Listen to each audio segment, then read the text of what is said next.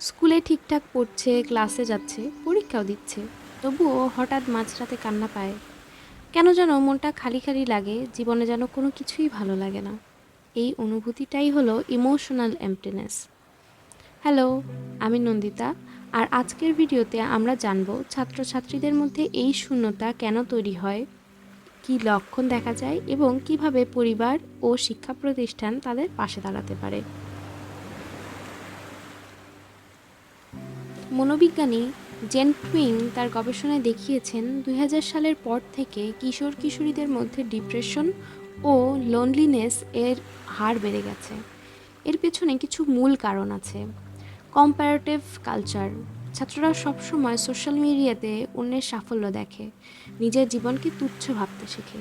Parental pressure, তুমি doctor না হলে মানুষ হবে না, এই ধরনের মানসিকতা অনেক সময় নিজের স্বপ্নকে ধ্বংস করে দেয়। ল্যাক অফ ইমোশনাল স্পেস, কতজন শিক্ষক বা অভিভাবক ছাত্রকে জিজ্ঞাসা করেন তুমি কেমন আছো, শুধু নম্বর নয়, মনেরও খোঁজ নেই। এমন অবস্থায় ইমোশনাল ইমটিনেস গড়ে ওঠে। বাইরে থেকে ছাত্র স্বাভাবিক, ভেতর থেকে সে একা।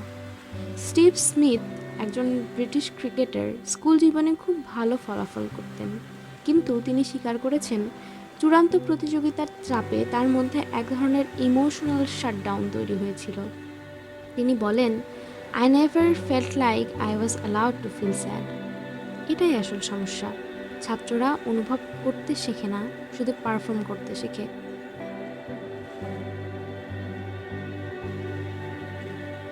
বেশি ঘুমানো বা একেবারেই না ঘুমানো, আগের শখে আগ্রহ হারিয়ে ফেলা, নিজেকে বন্ধুবান্ধব ও পরিবার থেকে দূরে সরিয়ে নেওয়া, অল্প কথায় রেগে যাওয়া বা একদম চুপচাপ হয়ে যাওয়া, নিজেকে নিয়ে নেতিবাচক কথা বলা, যেমন আমার দ্বারা কিছুই হবে না, এইসব লক্ষণ ছাত্র মানসিকভাবে দুর্বল হয়ে পড়েছে তার প্রমাণ। এগুলো এড়িয়ে গেলে সমস্যাটা গভীর হতে পারে। শিক্ষা প্রতিষ্ঠানে ইমোশনালি সেফ স্পেস তৈরি করতে হবে। একটি ক্লাসে যদি মাসে একবারও ছাত্রকে বলা হয় তোমার মনে কি চলছে, তাহলে তার অভ্যাস হবে অনুভব প্রকাশ করার। পরিবারে কথা বলার সুযোগ দিতে হবে। রেজাল্ট খারাপ হলে বকা নয়, পাশে দাঁড়ানো। মনে রাখতে হবে ভালোবাসা শর্তহীন হওয়া উচিত, রেজাল্ট ভিত্তিক নয়।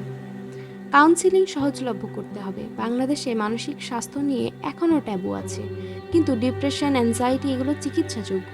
শুনুন, বোঝার চেষ্টা করুন এবং প্রয়োজন হলে পেশাদারের সাহায্য নিন। একজন ছাত্র শুধুমাত্র তার নম্বরের ভিত্তিতে নয়, তার অনুভব, তার স্বপ্ন, তার ভালো লাগা না লাগার ভিত্তিতে গঠিত। এই বিষয়টি গুরুত্ব না দিলে আমরা শুধু প্রোডাক্টিভ মানুষ তৈরি করব, সম্পূর্ণ মানুষ নয়। ভিডিওটি কারোর উপকারে আসতে পারে বলে মনে হলে শেয়ার করুন এবং ভিডিওটি ভালো লাগলে লাইক এবং সাবস্ক্রাইব করতে ভুলবেন না। এবং মনে রাখবেন, কারোর চোখের জল মানেই সে দুর্বল নয়, সে হয়তো শুধু বোঝাতে চাইছে কেউ তার পাশে আছে কি না।